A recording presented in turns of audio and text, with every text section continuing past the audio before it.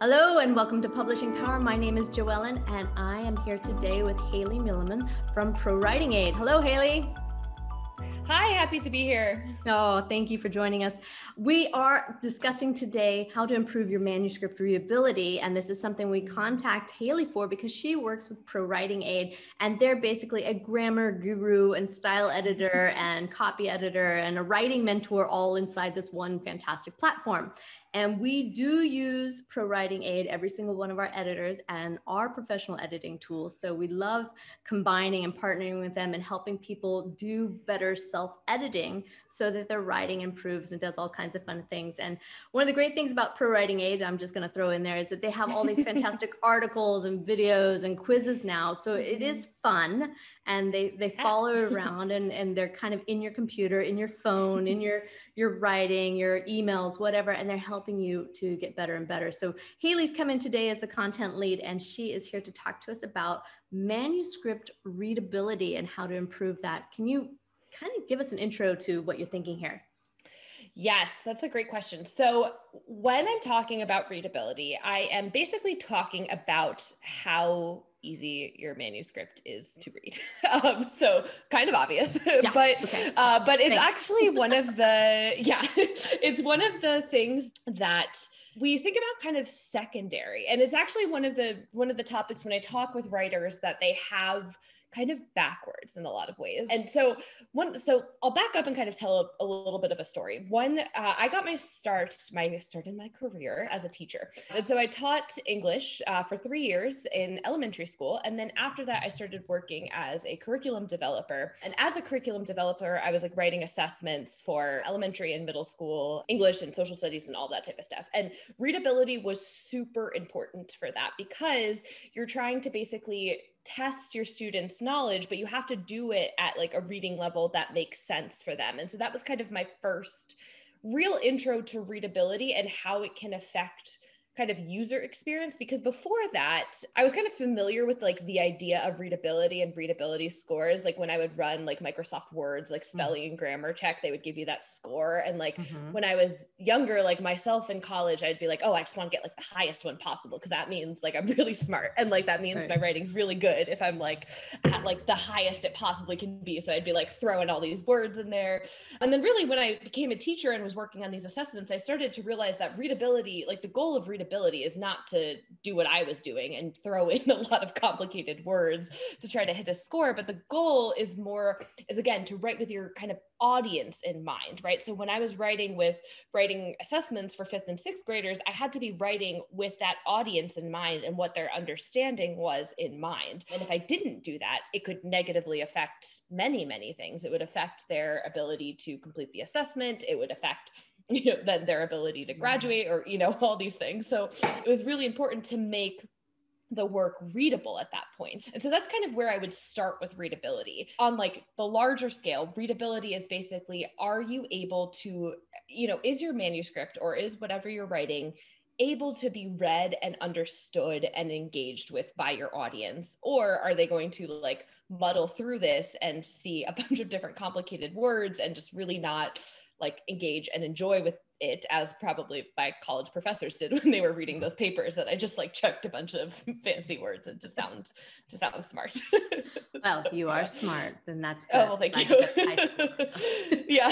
So this readability score, let's jump into that a little bit more because some people are familiar with it and other people aren't. We have a lot of people who come into our company and they are barely familiar with track changes. So let's jump back to the readability score and kind of catch them up on that, because it is an important thing that people are just aware of and how it's an extra tool out there. Yeah, so basically a readability score is just kind of a numerical representation of how easy your work is to read. There isn't like one specific readability score, rather there are a number of different formulas out there that all kind of give their own number, but basically they all say the same thing, right? Like they basically all kind of say and predict who is able to read your text based on a number of different calculations. So some kind of famous ones out there are like Flesch Kincaid, which I think is what's in Microsoft Word, Dale Shaw, Gunning Fogg. Basically, all of these are just kind of different ways to calculate what's in your writing and then make a prediction about who is able to read it. And who's able to read it doesn't mean necessarily like who's able to enjoy it, but like what person would be able to read and understand this. So moving back to when I was writing these assessments, I was always aiming for a readability score that was at or below kind of where my students were. So if I was writing a 5th grade, science assessment, I wanted my readability to be at whatever the kind of equivalent 5th grade level was or below. And again, each of these formulas spits out a slightly different number, but they all mean the same thing. It's just on their scale. So just like what age level of readers would be able to kind of confidently understand the ideas in this text. So yeah, kind of at its base, that's what it is. And as I said, there's multiple different kind of formulas out there, but they all really just are predictors of who can read your writing. And they look at things like sentence length, like word choice, use of jargon, all that type of stuff. Okay. So when we have the readability score, you mentioned you were aiming for the top. What kind of score should we aim for in general then? I mean, how do we determine what we want? Yeah. So when I was writing high school papers and aiming for the top, that was terrible. Don't do that. You should never aim for the top. And this is actually something that really, really surprises people, because I think a lot of us think like, oh, I'm writing for adults, I should aim for college level or really high, but that's actually the worst thing that you can possibly do. So let me ask you, there's kind of data out there about and you're an editor, so you might know this, but I'll ask our audiences these times, and sometimes people are usually off. What grade level, US grade level, or what age do you think most kind of mass market fiction is written for?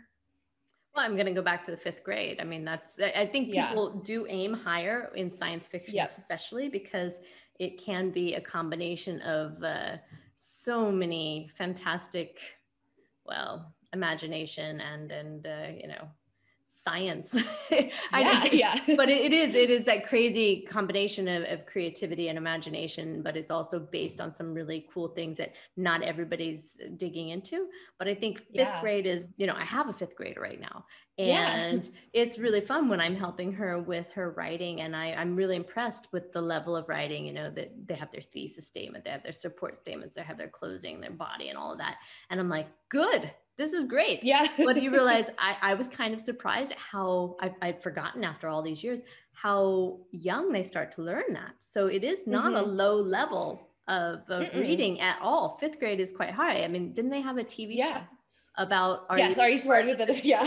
Something like that. And I was like, oh, it's an amazing amount of things that I'm learning again when I'm helping her study for tests. But I think the writing, that's 5th grade, I always think is at least good. But of course, quite often I see the mistake with science fiction that they want to be at the, at least a Bachelor of Science to master's degree. And it's like, okay, maybe that's cool, but there's a lot of kids out there who really want to read your stuff, but they can't follow. So it's really amazing. And totally. Oh, sorry, go ahead. No, it's just a crazy combination. And so like most mass market fiction and most like newspaper or, CNN, that type of thing, like the writers at those are aiming for a readability score of like around 12 years old. Like they want the vocabulary they use, the sentence structure to be understood by like 5th, 6th, 7th grade at like the very top.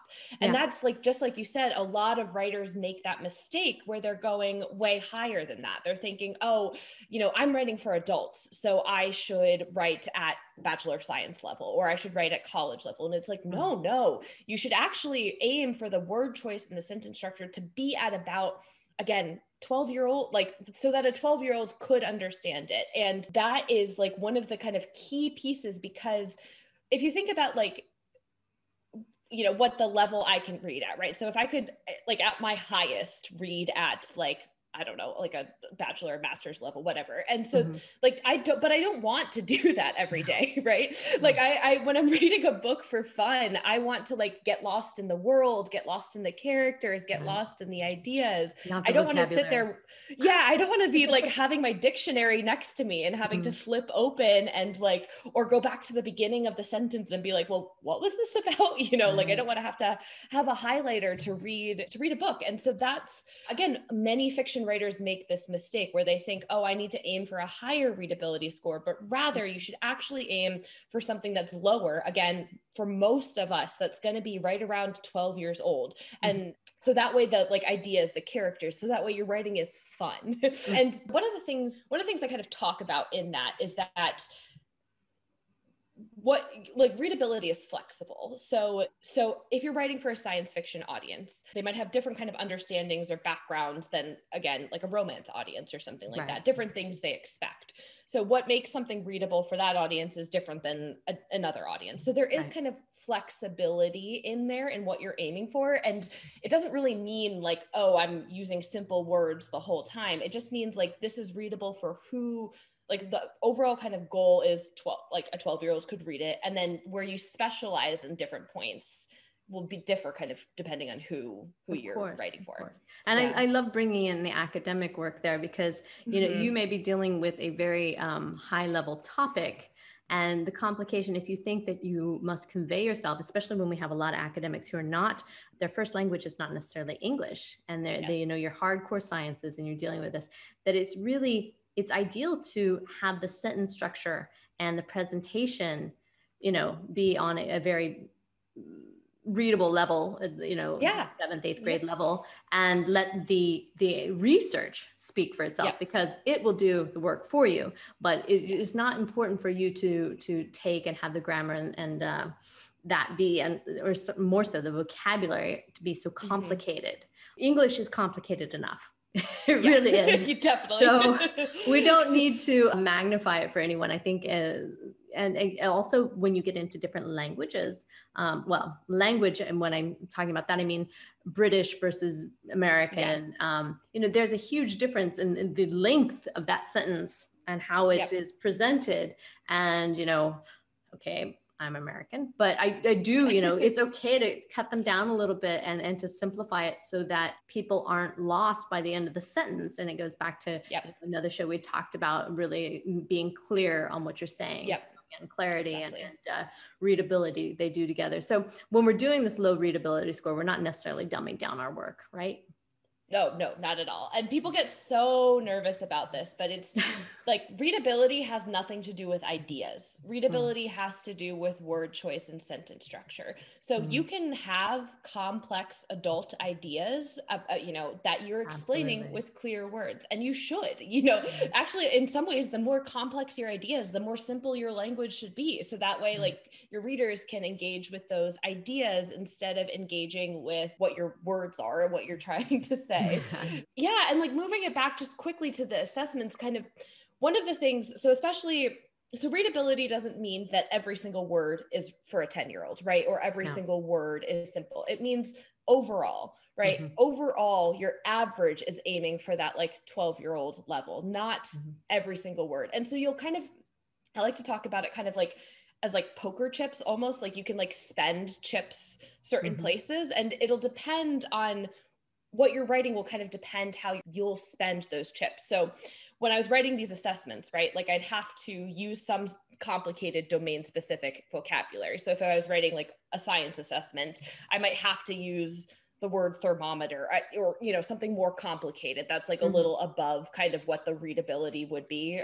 Biodiversity, I don't know, something like that. It's like a more complicated term. So I would kind of like spend a chip on biodiversity, but then the rest of the sentence would be simple, right? So like think about, depending on what you're writing, where you want to spend those chips, right? So if you're a science fiction writer, you're probably going to spend those chips on like describing space travel and describing like, you know, how like planets or, you know, or whatever, like the species and stuff like that. That's totally okay. It doesn't mean that you have to rip all of that out of your writing or, you know, as we said, dumb down your ideas. What it means is think carefully about what you want